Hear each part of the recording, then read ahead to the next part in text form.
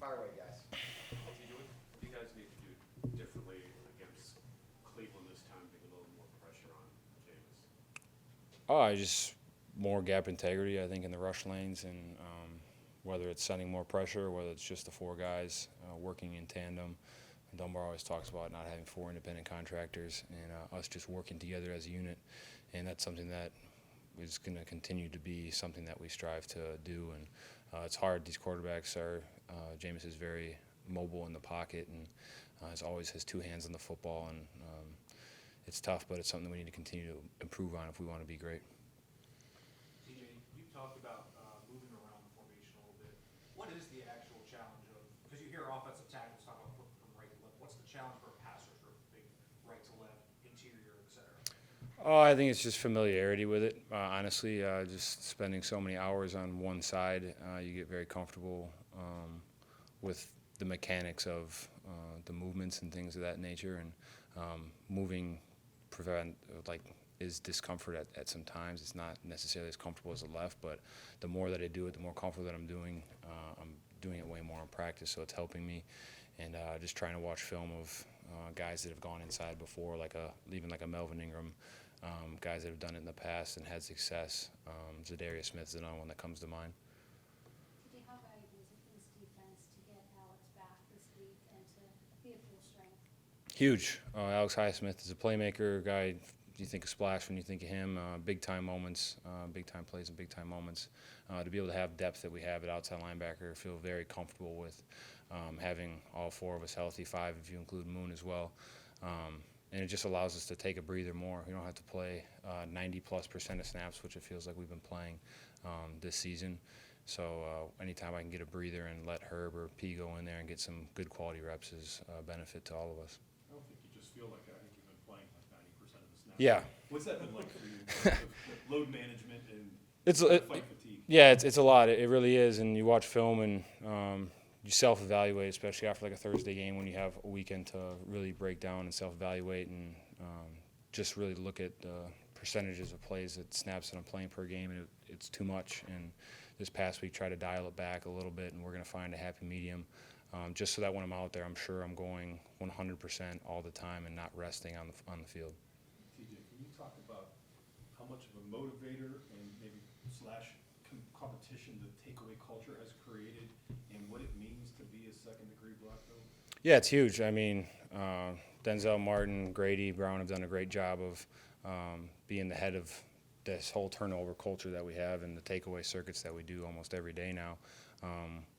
We want to have the most footballs on the helmet in the back of the room and have the T-shirts and all those things. And it's fun. We have so many guys that it's evenly dispersed throughout the room. It's not just one guy that's creating all the takeaways. It's a good collection of us, and guys like to wear their T-shirts around, and the guys that don't have them for sure want one.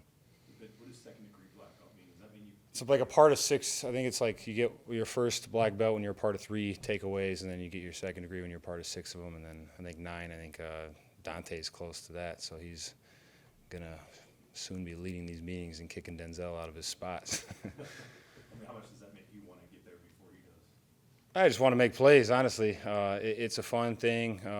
It creates good camaraderie, good banter between the guys. But more than anything, we just want to make plays, and we want to help our team win. Good. All right. Awesome, guys. Last Browns game up in Cleveland, how competitive, how chippy, how fiery was that game, and do you expect that to be the same coming back Sunday? Oh, yeah. Anytime we play the Browns, it's going to be like that. There's not a lot of love between the two teams. And so, I mean, you can feel it when you're out there. You know, everybody is at their best, playing their hardest. And so it just really comes down to trying to, out-hustle, out-physical the other team, because we both know about each other. There's no secrets and stuff. So at the end of the day, it's just about really man-on-man, beating your guy, and making plays. They kind of They kind of dogged George a little after that game. He kind of dogged them a little after that game. You notice any more fire lit under him this week? Nah, he don't need any more. As long as he show up at 1 o'clock on Sunday, business gonna be taken care of. Did you notice anything on Sunday? I don't know how much you were on the sideline after you couldn't play, but I mean, George obviously had a couple penalties and things. What was his mind throughout the rest of that game? Was he? I actually didn't go back out on the field, so I wasn't really aware. But I mean, I'm sure he was very. After the game, he was very happy because we won. So that's probably the biggest thing. Also wanted to ask you about Mike Williams. It hasn't been there in the box score for him, but when you guys go back and watch film, or even just on the sideline during games, you feel like he's doing more that people don't necessarily see. He's kind of helping other people get open and just stretching this offense a little bit. Oh yeah, most definitely. And you know, even just not on the field. I mean, obviously he does a lot, just like you said, getting other guys open, commanding attention, blocking. But you know, just his presence in the room, in the locker room, he's a great guy. So he just like fits us very well, and it just allows us to do many more things as an offense. So he wasn't someone who came in here at the trade deadline as a vet who's like, all right, I'm entitled to this many, looks. Oh yeah, no. He just came in ready to work, learn, meet the guys, talk to us, and everything. Since we couldn't talk to you after the game, your touchdown catch, was that? I mean, that connection with Russ. If you get to run your route right and get a step, he's going to hit you. Oh yeah, I mean, he always talks about it, just trusting your eyes and feet, and just making sure our routes match up with his feet and his drop, and there's just a lot of throwing and work in between that come into fruition. Is the best part of scoring a touchdown getting picked up by Pat Fryermuth in the end zone? Yeah, that's probably the highlight, because I do my little thing and look, next thing you know, I'm up in the air. What's it like catching a Russ moonball? Is it really in the moon? Yeah, because it kind of goes into space and it just drops down to your arms, and the rest is history. Seems like some teams have been playing some more cover 2 against you. Is that kind of route something you guys can sort of have as an answer to that? Most definitely, and especially, with having guys like, Mike, Van, GP on the outside. A lot of teams do cloud and stuff like that. So that is something that we are, hunting and continue to look for. And just like you see versus the Bengals, even just little check downs when they like to drop out in that cover 2 is something that we can take advantage of to make them get out of it and force them to play more to our hand. As someone who's been in the building for a while, been in the offense for a while, you've been around Pat and Najee for a long time. They've got this interesting friendship. They kind of seem like an odd couple, like golden retriever, black cat energy. How do you describe their friendship? What's it like seeing them together? It's cool because, I guess when I first came to the team, put on a show. Just talk. Yeah, I was about to say, Najee is kind of a quiet guy until you get to know him and stuff. And, obviously, like you said, I wouldn't have guessed they would have been as cool as they are. But, it's always when just seeing kind of how, Pat and stuff would, joke with Najee, get him laughing and stuff. You just kind of see a different side of people and stuff. But it's always, and then there's, the same rookie class too, so I definitely understand that relationship, because with me and the guys that were in my rookie class, people that you'll be like, man, I didn't know you guys were cool, but it's like once you're in that rookie class, you kind of have moments, rookie meetings, stuff you don't want to do that you go through, and then you look back and it's like, man, it's been 4 years we've been together, and so that adds up, and spending a lot of time together, definitely. Does Pat kind of bring Najee out of his shell a little bit? Yes, I would say so, but honestly, just like knowing Najee, he's always like himself. It's just in a different way, you know what I'm saying? So, but honestly, when I first got here, I was just like, man, is he like, just kind of just like quiet to himself? But I'm like, nah, that's just Naj and stuff. You get to talk to him, he playful, joking, dance, and all that. So yeah.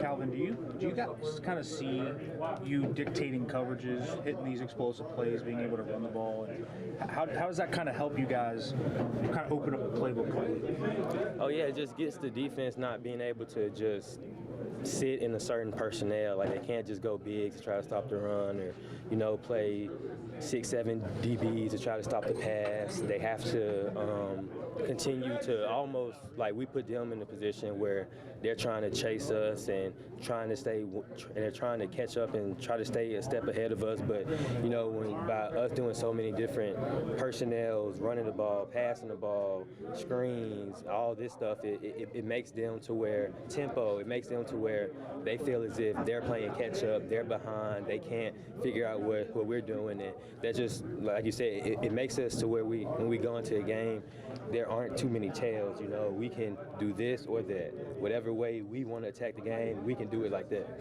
Getting calls in, getting guys on the same page, and his confidence feeds into everybody else.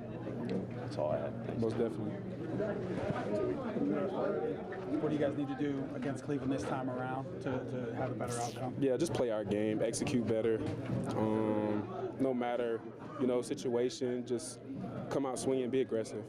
Is there something, was it just a matter of circumstance? I mean, the first half there were 4 sacks, second half 0 sacks last game. Snowstorm came in the middle, so I don't know if that was anything. Or is that just, was there any common thread there that there was something better in the second half? Or Yeah, I mean, I think it was just us as an offensive line just being passive. Not trusting ourselves. I think we just got to start faster, and like I said, just be aggressive. Is that just the mentality you guys always work on, or you always want to be aggressive? Or? Yeah, hell yeah, Okay. Always. Does it help at all? I'm sure you've been asked. Does it help at all that it's a short week to, pick up on things that? I mean, yeah, you could say that, but they got a short week too. You know what I'm saying? So everybody's working on the same playing field. So, I mean, you could use that, I guess you could say, quote unquote, as an excuse, but they get the same amount of time to prepare as we do. So at the end of the day, I feel like it boils down to execution, and we just got to execute better. To only have a week in between them, does that preparation? Does it change? Does it? I don't want to say better, but What do you like a week in between playing them again? Yeah. Yeah, I mean, obviously a lot of the stuff that they've done, we're gonna see it again. The game plan is probably not gonna change very much. So, I mean, you know what you're gonna get. Like I said, it comes down to one-on-one matchups and execution. Again, I just jumped in late. How do you feel like you're going to do anything different with Miles this week? Yeah, just be aggressive. All right. Is there anything you can take away from playing them just 2 weeks ago, so recently? Not just you personally in your matchup, but just in general this offense. Yeah. I mean, as an offensive whole, we just gotta have a mentality, just go out with confidence. I didn't feel that confidence in that Cleveland game, and I felt it last week, the sense of urgency, just the need to win. We just got to go into the stadium with that. Do you like this stretch of playing all these division games at once here? I mean, it's kind of unique, and it just doesn't happen too often. Yeah, but I mean, I think it's a great opportunity for us, and I think it just makes the story that much better if we handle what we're supposed to handle. Thanks, Dave. Thank you.